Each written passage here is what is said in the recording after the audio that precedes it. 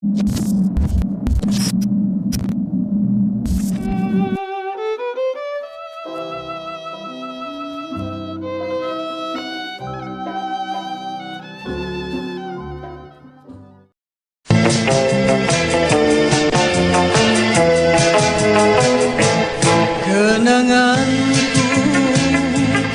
kepadamu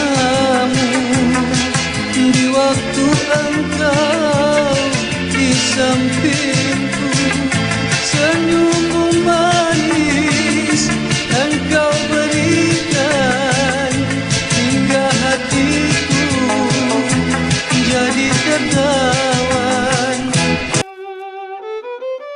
Raja Pop Yeyeh, Jeffrey Den, telah memulakan kerjaya nyanyiannya sejak beliau masih di bangku sekolah lagi. Selain merakamkan banyak album, pengalaman melangkaui 5 dekad sebagai anak seni telah membawa beliau ke merata tempat untuk membuat persembahan. Demi para peminat, semangat Raja Pop Yeyeh ini tidak pernah luntur sehingga ke hari ini. Jeffrey Den atau nama sebenarnya Raden Imro Sokman dilahirkan di Jalan Sofia, Singapura pada 18 Jun 1947.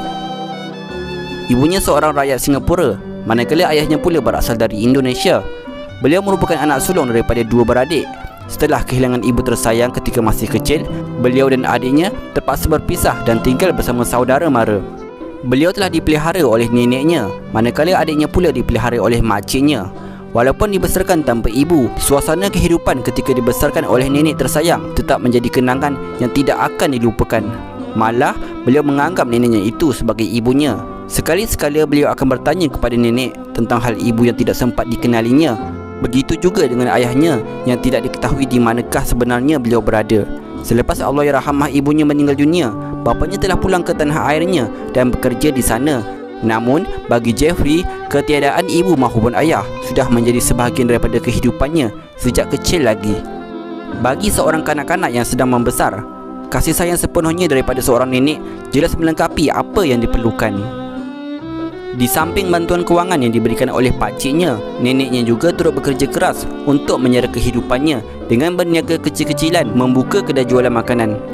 Demi kasih sayang terhadap cucunya, neneknya lah yang menemaninya berjalan kaki ke sekolah setiap hari sehinggalah pakciknya menawarkan bantuan. Jeffrey Den mendapat pendidikan di Sekolah Tanglin Tinggi, Singapura. Menurut Jeffrey Den, kebolehannya dalam bidang nyanyian hanya disedari secara kebetulan apabila pada suatu hari dia menawarkan diri untuk menyanyi di dalam kelas semata-mata untuk membolehkannya balik awal dari sekolah. Sejak dari situ, beliau seringkali mengikuti pertandingan nyanyian di antara kelas dan seringkali mendapat gelaran juara. Selain aktif menyanyi di sekolah, beliau juga merupakan seorang ahli sukan, khususnya dalam sukan larian 4x100 meter. Keseronokannya untuk menyanyi menyalahkan lagi bakat dan kemampuannya sehinggalah pada suatu hari seorang teman mempelawannya untuk menyertai pertandingan nyanyian di peringkat kebangsaan dan beliau bersetuju untuk mengikutinya.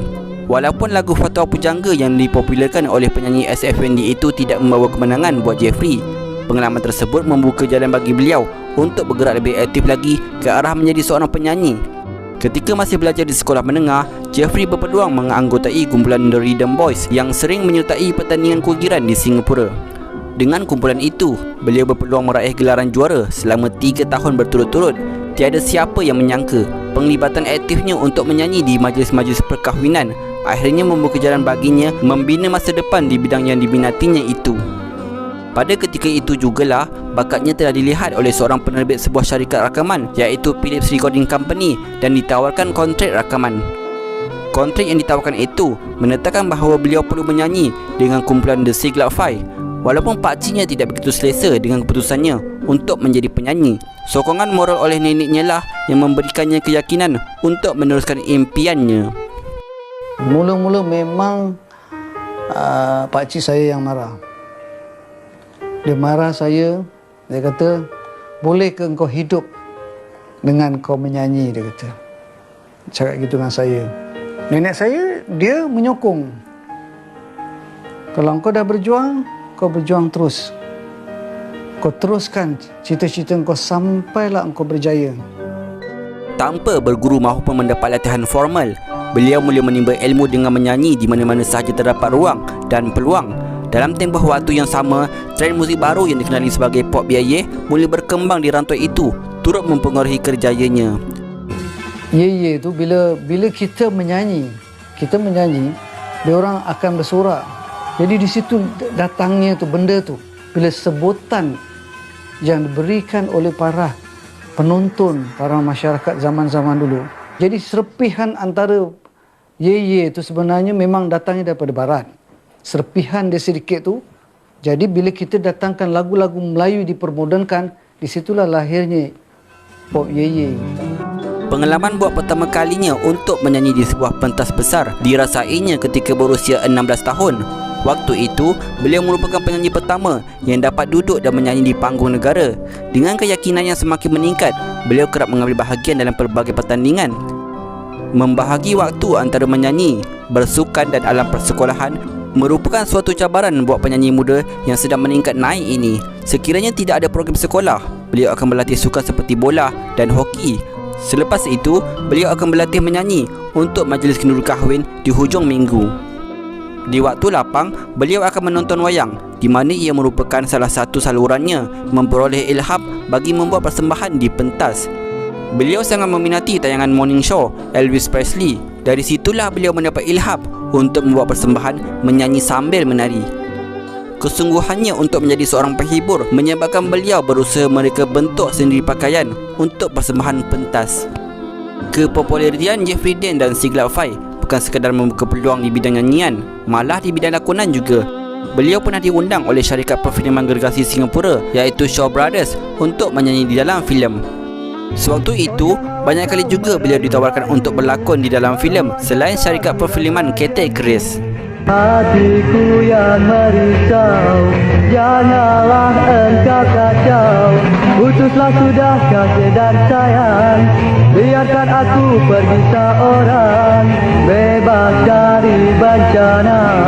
Apa nak kata, tak perlu tangismu dan rayuan. Ketika namanya sedang meningkat naik, beliau dan kumpulannya telah dijemput melakukan persembahan istimewa di Vietnam yang pada ketika itu sedang dilanda peperangan. Kejayaan menjelajah dan membuat persembahan di Vietnam telah menyuntik semangat baru buatnya untuk kembali ke Singapura bagi meneruskan perjuangan muziknya. Malangnya, perkembangan muzik di Singapura pada ketika itu telah mula kehilangan serinya sebagai pusat seni muzik serantau pada ketika itu. Beliau akhirnya membuat keputusan untuk mencuba nasib dengan berhijrah ke Malaysia. Ketika sedang berusaha membina kehidupan di Kuala Lumpur, beliau telah bertemu jodoh dengan bakal isterinya iaitu Puan Rashidah Abdullah. Ketika tahun 1975, irama pop biayeh mula mengalami kemerosotan. Buat seketika, beliau telah mengubah haluan untuk mencuburi bidang perniagaan makanan. Pada waktu itu, isterinya lah yang banyak membantunya memasak dan berniaga di kantin. Namun, menjelang awal 80-an, nasib beliau mula berubah apabila mendapat peluang untuk kembali bergiat dalam bidang seni hiburan di Malaysia. Rezekinya dalam bidang nyanyian terus mencurah-curah di mana beliau pernah membuat rakaman bersama Malaysia Musical Company, EMI dan Malaysian Industry. Gelombang kedua muzik pop biayeh pada pertengahan tahun 80-an bagaikan memberi nafas baru buatnya dan penyanyi-penyanyi seangkatan beliau. Bagi Jeffrey, lagu-lagu yang dirakam semula pada waktu itu perlu juga dipertingkatkan susunan muziknya. Beliau telah permodernkan lagu-lagu Melayu supaya dapat menarik perhatian masyarakat. Formula yang digunakan Jeffrey ternyata berjaya apabila album baru yang beliau hasilkan mendapat sambutan yang baik. Sepanjang perlibatannya dalam dunia seni, beliau telah menghasilkan lebih daripada 30 buah album seperti Di lembah sungai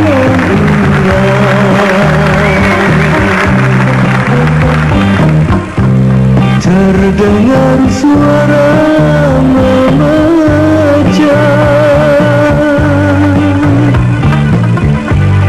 melayang bunyi seruling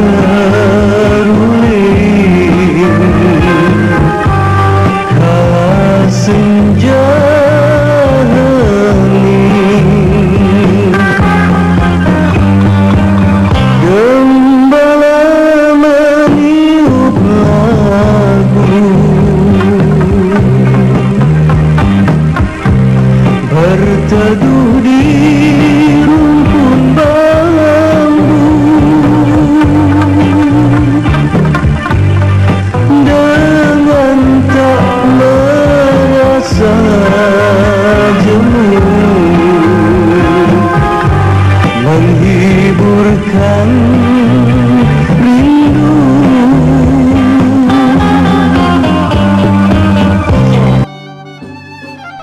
Walaupun kehidupan sebagai anak seni mempunyai pasang surutnya, beliau tidak pernah sesekali mengabaikan tanggungjawab terhadap keluarga. Kini, isterinya Datin Rashidah Abdullah yang menjadi individu utama bagi menguruskan kerjaya seninya dan bertindak selaku pembantu peribadinya dengan dikelilingi 3 orang cahaya mata. Setelah menikmati kejayaan di zaman silamnya, Jeffrey Den yang kini sudah pun dikurniakan dengan gelaran Datuk masih menyanyi walaupun tidak seaktif dulu. Dengan minat yang mendalam untuk menyanyi serta mencipta lagu, Raja Pop Yayeh Datuk Jeffrey Den merupakan antara penyanyi Melayu tersohor yang pernah mewarnai persada seni hiburan di Malaysia dan Singapura. Semoga Datuk Jeffrey Den terus diberikan kesihatan yang berpanjangan. Amin. Saya rasa berterima kasihlah dan bersyukur kepada Tuhan kerana mengizinkan saya memperjuangkan seni saya sehingga sekarang ini.